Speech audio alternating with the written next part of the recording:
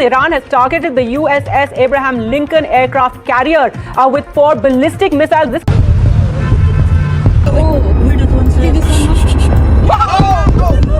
Oh my God. Okay. All right.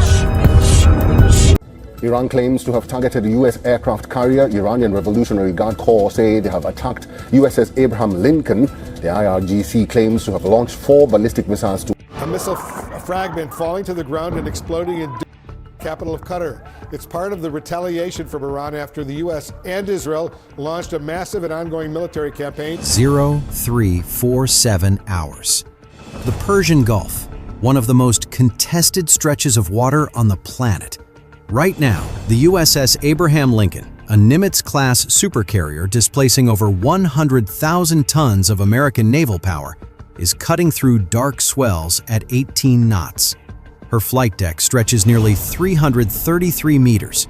Aboard her, more than 5,000 sailors, aviators, and support personnel are running routine operations, pre-dawn maintenance cycles, air wing briefings, sensor sweeps. 5,000 people who have no idea what is already airborne and heading directly toward them. 4 ballistic missiles launched, inbound. Time to impact? Under 9 minutes. This is what the next 41 minutes look like when Iran decides to challenge the most powerful carrier strike group in the United States Navy. Let's establish what we're dealing with. The Abraham Lincoln, CVN-72, is not just a warship. She is a floating sovereign territory. A mobile airbase capable of projecting combat power across a 500-mile radius within hours. Her embarked air wing includes Boeing FA-18EF Super Hornets, Northrop Grumman E-2D Advanced Hawkeyes with ADS-B-linked 360-degree radar reach, EA-18G Growlers capable of suppressing enemy air defense networks, and a detachment of F-35C Lightning IIs capable of 5th-generation penetrating strike. Surrounding her is Carrier Strike Group 12, 2 guided missile destroyers, a guided missile cruiser, a fast attack submarine running silent below, and a logistics vessel holding the group together. The USS Leyte Gulf, a Ticonderoga-class cruiser, rides the Lincoln's port quarter. Her SPY-1B passive electronically scanned array radar is spinning, watching, always watching. 2 Arleigh Burke-class destroyers, USS Gravely and USS Nitze, flank the formation. Their AN/SPY-6 V-air and missile defense radar systems scanning surface to horizon at ranges exceeding 500 kilometers. This battle group controls 230 nautical miles of Persian Gulf airspace. Every commercial airliner, every maritime patrol, every seagull. Tonight, something is wrong. 1,200 kilometers to the northwest, in a hardened underground command facility built into the Zagros mountain foothills, a decision has been made. Iranian Revolutionary Guard Corps aerospace commanders have spent months planning a demonstration, not an all-out war, but a calculated statement, a message written in fire and velocity. Their asset, the Shahab-3B medium-range ballistic missile, a 16-meter liquid-fueled weapon with a range of 2,000 kilometers and a Mach 7 terminal velocity re-entry package. Modified warheads, 4 of them, selected specifically because 4 is enough to overwhelm, they believe, a single carrier's close-in defenses if they saturate from different vectors simultaneously. Their logic is documented in the operational planning notes. A carrier's Aegis weapon system, while formidable, prioritizes threats sequentially. If 4 ballistic re-entry vehicles arrive within a 47-second window from divergent bearings, northwest, north, northeast, and directly from the east, the fire control solution becomes, theoretically, unsolvable. Each SM-3 intercept takes 3.5 to 4.2 seconds of dedicated radar dwell time. 4 near-simultaneous targets compress that timeline to near-zero margin. They ran the numbers. They liked the answer. They gave the order. Here is what they got catastrophically wrong. They planned against the Aegis of 10 years ago. They did not account for baseline 9-point C2, the Block 1 upgrade to the cooperative engagement capability that allows every ship in the strike group to share fire control solutions in real time across a secure data link. The USS Leyte Gulf doesn't have to solve all 4 tracks independently. She solves one. Gravely solves another. NHTSA solves a third. The Abraham Lincoln's own Mark 41 vertical launch system handles the fourth. Not one Aegis radar overwhelmed. 4 Aegis systems, networked, synchronized, weapons-free simultaneously. A 4-to-1 problem becomes a 1-to-1 problem 4 times over. They thought they were hunting one ship. They were actually challenging a distributed weapons network spanning 40 nautical miles of ocean. 0351 hours, 22 seconds. The alert starts not with a ship, not with a sailor. It starts with a satellite. The Space-Based Infrared System, SBIRS, Geosynchronous Satellite, GEO-4, hovering at 35,700 kilometers above the equator, detects a thermal bloom, a rocket motor ignition. Within 3.1 seconds, machine learning threat classification algorithms aboard the satellite cross-reference the burn signature, duration, and trajectory with a database of 840 known ballistic missile profiles. Confidence level, 97.3%. Assessment, Shahab 3B variant. Probable aim point, Carrier Strike Group 12. That assessment transmits to U.S. Space Command, to NavCent in Bahrain, and simultaneously directly to the Cooperative Engagement Capability Network aboard every ship in the strike group. The data packet hits the USS Leyte Gulf's Combat Information Center in 1.7 seconds. General Quarters, all hands to battle stations. The Lincoln's 1MC intercom system erupts. Alarm tones blast through 17 decks of steel. In the carrier's Combat Direction Center, watch officers slam headsets on and swivel to consoles lit amber and red. On the flight deck, night crews freeze, then sprint to shelter access hatches. In the carrier air wing ready rooms, pilots are already pulling on helmets. In the destroyer formation, Mark 41 VLS deck covers are cycling open in pneumatic hisses, hydraulics unlocking the lids on 96-cell magazines loaded with RIM-161B Standard Missile 3 Block 1A interceptors, each 6.5 meters long, 1,500 kilograms at launch, carrying a kill vehicle that maneuvers in the exo-atmosphere at closing velocities exceeding Mach 15. You're in that Combat Information Center right now. The main display shows 4 tracks, red chevrons climbing steep, arcing toward you across 900 kilometers of airspace. Time to atmosphere re-entry, 6 minutes, 40 seconds. Heart pounding. This is real. Minute 1. The fire control solution is already being computed. Leyte Gulf's fire control system, AN/SPY1B, linked to the Mk99 fire control system, locks. Track 7742, the Northwest Vector Missile, first. 2 RIM-161B SM-3s are selected, a paired launch to maximize kill probability through a shoot-look-shoot doctrine. Weapons free. Launch. The first 2 missiles erupt from the forward VLS with a sustained roar. Solid rocket first stages burning white against the black sky, climbing at 90 degrees, vectoring northwest. They will intercept track 7742 at an altitude of 120 kilometers, above the atmosphere, in approximately 3 minutes and 40 seconds. Simultaneously, USS Gravely acquires track 7743, the northern vector. Her AN/SPY6V1, a gallium nitride array with 35 times the sensitivity of legacy SPY1 systems, is tracking the warhead to within 14 meters of positional accuracy at 400 kilometers range. 2 more SM-3s launch from Gravely's aft VLS. The sky north of the formation lights up twice. USS NHTSA takes track 7744, the northeastern approach. Fire control solution confirmed. Launch.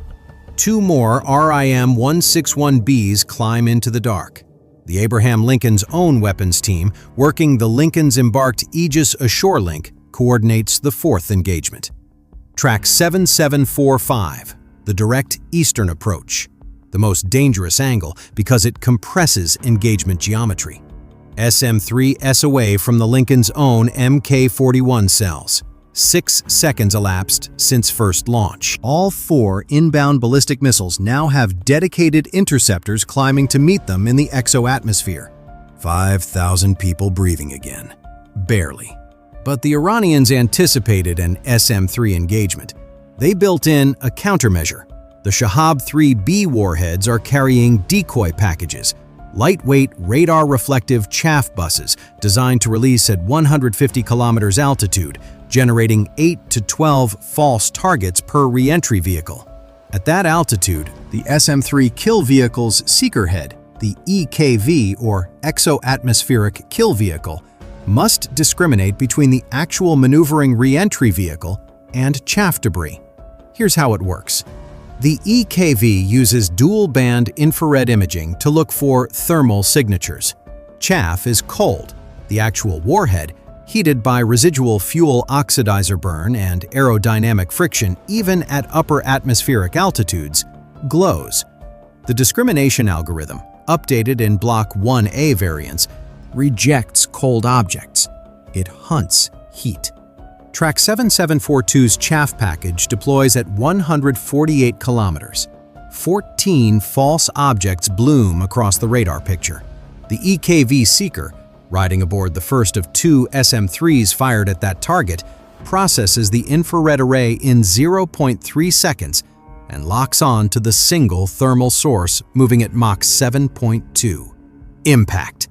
Track 7742 destroyed. 127 kilometers above the Earth. Track 7743. Gravely's kill vehicle intercepts 6 seconds later. The collision generates a 4.2 meter per second debris cloud, fragments of the warhead casing, fuel remnants, shrapnel, dispersing harmlessly at altitude.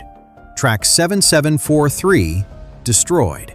Track 7744, NHTSA's first SM-3, misses by 3.1 meters. Seeker rejected a thermal ghost from the chaff package. Second SM-3, the shoot-look-shoot backup, corrects based on updated fire control data and detonates within lethal fragmentation range. Warhead structural integrity destroyed. Track 7744 neutralized. Track 7745, the eastern approach, the one that worried the fire control team most. The geometry was compressed. Less time, tighter engagement window. Lincoln's SM-3s hit the intercept point at 109 kilometers altitude. First kill vehicle scores a direct body-to-body intercept. Confirmed kill. All 4 tracks neutralized above the atmosphere. 0 penetrations, 0 impacts. 4 missiles launched, 4 missiles destroyed. None reached the surface. The crew of the Abraham Lincoln is still alive, but this is not where the story ends. The moment those 4 ballistic missiles were detected, a process was already underway that the Iranian commanders had not fully calculated into their risk assessment: the counterattack authorization chain. Under U.S. Navy doctrine, a ballistic missile attack on a carrier strike group constitutes an act of war. NAVCENT commander in Bahrain, receiving the SBIRS alert simultaneously with the strike group, had already been on secure voice with CENTCOM and the National Command Authority within 90 seconds of launch detection. The decision timeline for a proportional kinetic response under existing theater contingency plans is between 4 and 11 minutes from confirmed hostile launch attribution. Attribution was confirmed in 3 minutes. The satellite burn signature. The radar track originating from Khuzestan province, SIGINT intercepts from the NSA's regional collection architecture, capturing encrypted IRGC Aerospace Force communication traffic spiking at 0350 hours. 3 independent confirming data streams. Under Article 51 of the UN Charter, the response is legal. Under U.S. Standing Rules of Engagement, the response is mandatory. The order goes out. Strike package execute. At Al Udeid Air Base, Qatar, 550 kilometers southwest, 4 F-35A Lightning IIs of the 388th Fighter Wing had been sitting on alert status since midnight, fully armed, engines cool, but pilots strapped in. Within 11 minutes of the strike authorization, they are airborne, climbing to 40,000 feet, each carrying 2 GBU-31 JDAM 2,000-pound penetrating bombs, 4 AIM-120 DAM RAAM missiles for escort suppression, and 2 GBU-53B Stormbreaker glide weapons capable of engaging moving targets in adverse weather from standoff ranges exceeding 110 kilometers. From the USS Abraham Lincoln's now secured flight deck, a 2-ship section of F/A-18E Super Hornets launches within 19 minutes.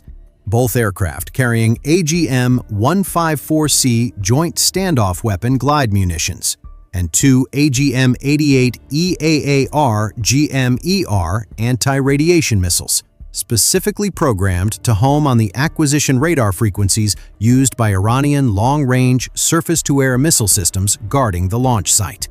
Beneath the surface, at a depth of 240 feet, the fast attack submarine USS Connecticut, SSN-22, receives a targeting package via extremely low-frequency communication. Her fire control team inputs coordinates into the navigation system of 6 BGM-109 Tomahawk Block 4 cruise missiles. Each Tomahawk carries a 450-kilogram WDU-36B blast fragmentation warhead. Each has been assigned a specific target within the Shahab 3B launch complex: the Mobile Erector Launcher storage hangars, the Liquid Propellant Fuel Farm, the above-ground command and communication relay tower, and the perimeter radar installation that provides targeting data for the launch battery. Connecticut's crew does not surface, does not slow. 6 hatches open. 6 Tomahawks are ejected by gas generators, climb to the surface, motor ignitions light, and they are en route. Time to target: 47 minutes at terrain following cruise altitude of 30 meters. But the F-35s arrive first. At 04:18 hours, 26 minutes after the Iranian launches, the lead F-35A designates the primary storage hangar from 62-kilometer standoff range using its AN/AAQ-40 electro-optical targeting system. The first GBU-53B releases from the internal weapons bay at Mach 1.4, extends its folding wings, and enters a glide to target. It impacts the roof of the storage hangar at 04:19 hours 34 seconds. The secondary detonation from propellant stores inside is visible on satellite imagery 90 seconds later as a thermal bloom measuring 340 meters across. 3 more GBU-53Bs follow in a ripple release, spaced 4.2 seconds apart. The fuel farm, the maintenance facility, the radar tower, each hit within 1.4 meters of designated aim point. At 04:23 hours, the Tomahawks begin arriving. The first 3 strike the mobile launcher storage infrastructure, the reinforced concrete revetments where the IRGC's reserve Shahab 3B systems are kept. Penetrating warheads delay fuse through the roof before detonating. The structural collapse is complete. The reloading cycle for this battery is now broken, not for days, not for weeks.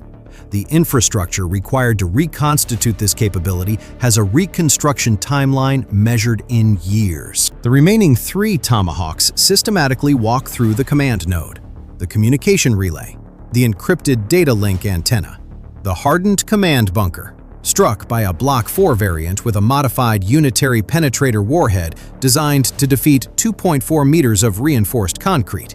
3 separate explosions. 1 facility, no longer functional.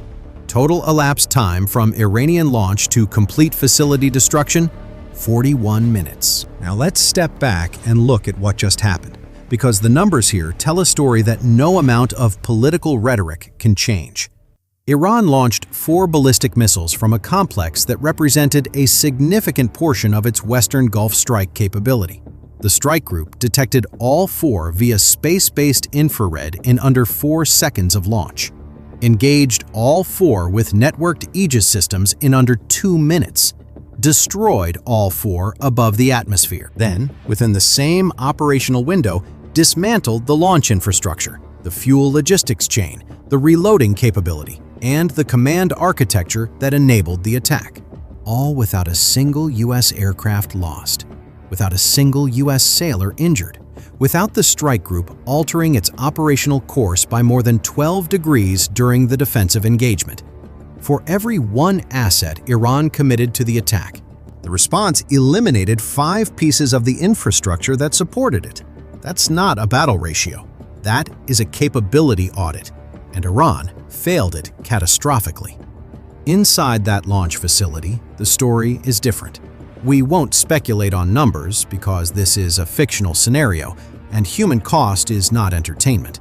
But the men who received the launch order, who believed their planning was sound, who calculated that 4 missiles against 1 carrier was an acceptable risk, they discovered in 41 minutes what years of overconfidence had concealed, that the gap between Iranian ballistic missile capability and American integrated air and missile defense had not closed.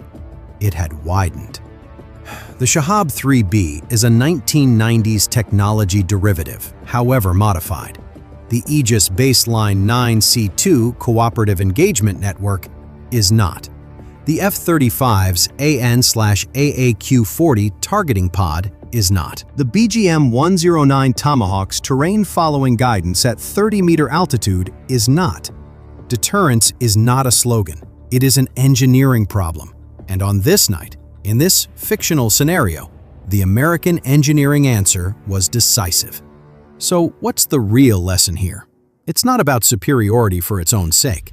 It's about what network integrated defense architecture actually means in practice. The Iranian planning failure was not a failure of courage or commitment. It was a failure of intelligence. Specifically, a failure to understand that the Aegis they were designing against in 2015, 2018, even 2021 is not the Aegis that exists today. Cooperative engagement capability fundamentally changes the mathematics of saturation attack. When 4 ships share fire control solutions in real time, a 4-on-1 attack becomes 4 one-on-one engagements simultaneously, and that changes everything about the calculus of the attacker. The second lesson is counterattack speed. 41 minutes from launch to facility destruction. Think about that. 41 minutes. That is less time than the average American lunch break. In that window, a supercarrier survived 4 ballistic missiles. A networked battle group executed 4 simultaneous exo-atmospheric intercepts, and a multi-platform joint strike destroyed the offensive capability that generated the threat, from submarines below the surface, fighter jets at altitude, and cruise missiles threading through terrain. All of it coordinated, all of it precise, none of it improvised. That is what 70 years of American carrier strike doctrine, tested and refined through every technological generation, actually looks like when it executes. And here is the question I want to leave with you. In a scenario like this, where the margins are this thin, where 47 seconds separates a successful defense from catastrophe, what is the single most important element? Is it the technology, the training, the doctrine, the network architecture? Or is it something harder to quantify? The 5,000 people aboard that carrier, every one of them with someone waiting at home, who trained every day for exactly this moment and executed without hesitation. Think about that. Could this really happen? What surprised you most about how this engagement unfolded? Drop your thoughts in the comments below. I want to know what you think the most critical decision point was. And if you want more in-depth military scenario analysis like this, subscribe now. Every week, we break down the systems, the strategy, and the decisions that define modern warfare.